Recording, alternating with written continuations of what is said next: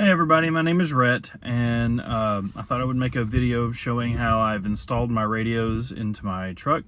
I've had enough people ask me how I did it, what I got, what I used, and so I thought I'd make a quick video.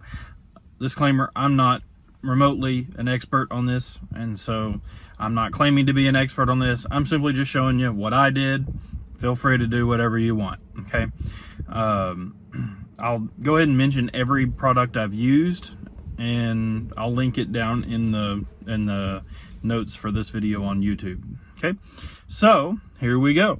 The first radio I have, and forgive all the dust, we just came out of the mountains this past weekend on from Hot Springs, Arkansas, and did the Jeeps of Honor, Badge of Honor, earned a couple of trail badges up in the mountains there. So there's lots of dust in the truck, and I haven't cleaned it up yet. That's coming this week, but I haven't done it yet. So forgive the dust.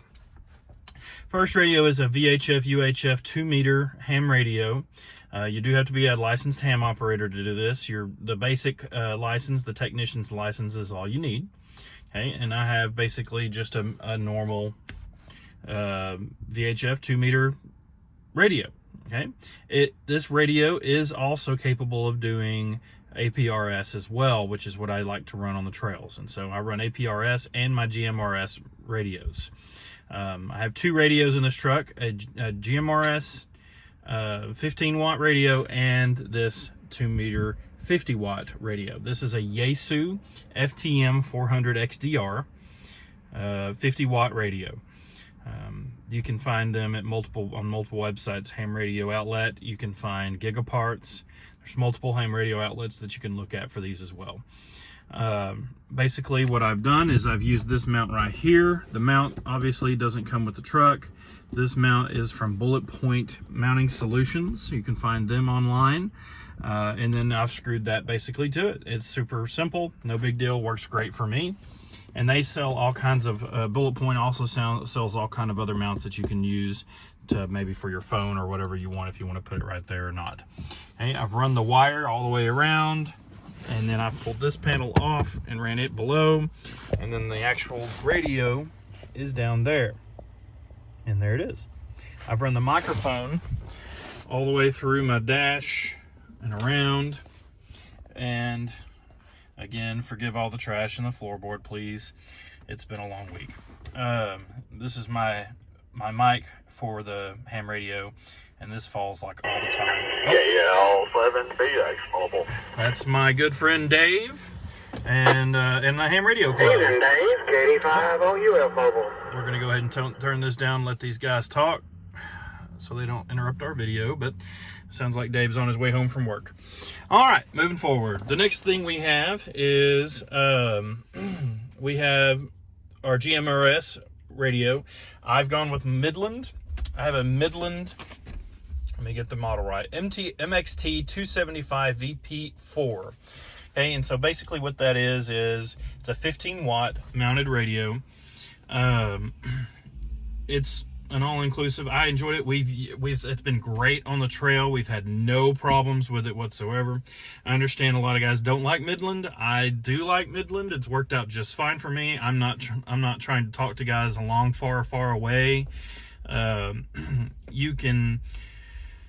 A lot of guys, I think, in the GMRS community like to use Wuxen, which is great. They're great radios from what I hear.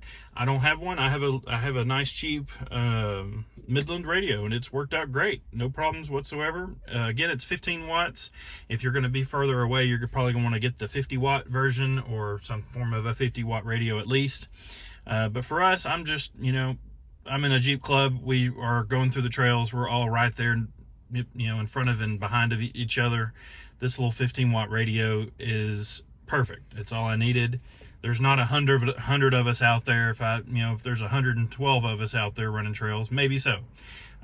This is all I needed, 15 watts. So that's how that is. Again, I have the wires run up underneath through the firewall and coming around, and it's mounted right here. And then, of course, here's the microphone for it as well. I'm operating GMRS under the call sign WRTR980. You do have to be licensed to run GMRS. It is $35 to FCC, and that's it. You pay them, they give you a call sign. Ham radio is a little different. You have to study, take a test. They give you a call sign. I operate under their call sign KG5NWI for ham radio. All right, let's talk about the next thing. The next thing I'm going to talk about is my antennas. And here we go. Okay, I have a diamond antenna right here, and this is my ham radio antenna. This little mount right here is by a company called Topsy Products, and they make antennas for Jeeps. It works great. Now, here's the only thing about it. I've mounted these antennas in a way that you would never want to do that ever. Okay, the problem with the Jeep is obviously we have a fiberglass top, so we can't necessarily put an antenna on the top. This is how I've done it. I'm not saying it's the best. It definitely isn't the best ground plane for antennas, but it's what I got. Okay, so it comes out right there. Firewall goes down in right there. There's a really neat firewall insert that I'll link in the link down below in the Amazon list. $10 for 2. I love it. It's way better than what comes with the Jeep. Okay, I have the power cable for the ham radio ran all the way to the battery, and I'll show you what that looks like. The ham radio, this is it right here. It's run straight from the battery. I have it going up, and I've actually taken this panel off and ran the wire except for the fuse right here behind that. Okay, you can do that. It is a pain, but you can do that, and it protects the wire just a bit. That was the power cable, so I went ahead and let it go behind here and pulled those off, and then ran it down into the cab through the firewall. Now, for the Midland, for the GMRS radio, this is all I have. I might get a bigger antenna later, but this is what came with it, and it works just fine for us on the trail so far. And so I don't see the need in getting another one until I need it. Okay, this is the antenna. Obviously the antenna cable goes around. I did not run it behind this plate. I just ran it through, and you can see it's right there. It goes all the way down, and then again through the firewall.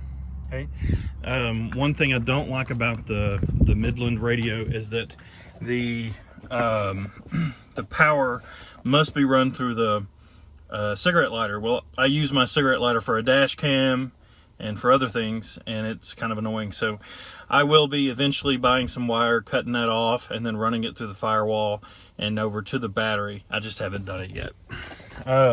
Again, both of these brackets are from Topsy Products, and that's it. Thank you very much.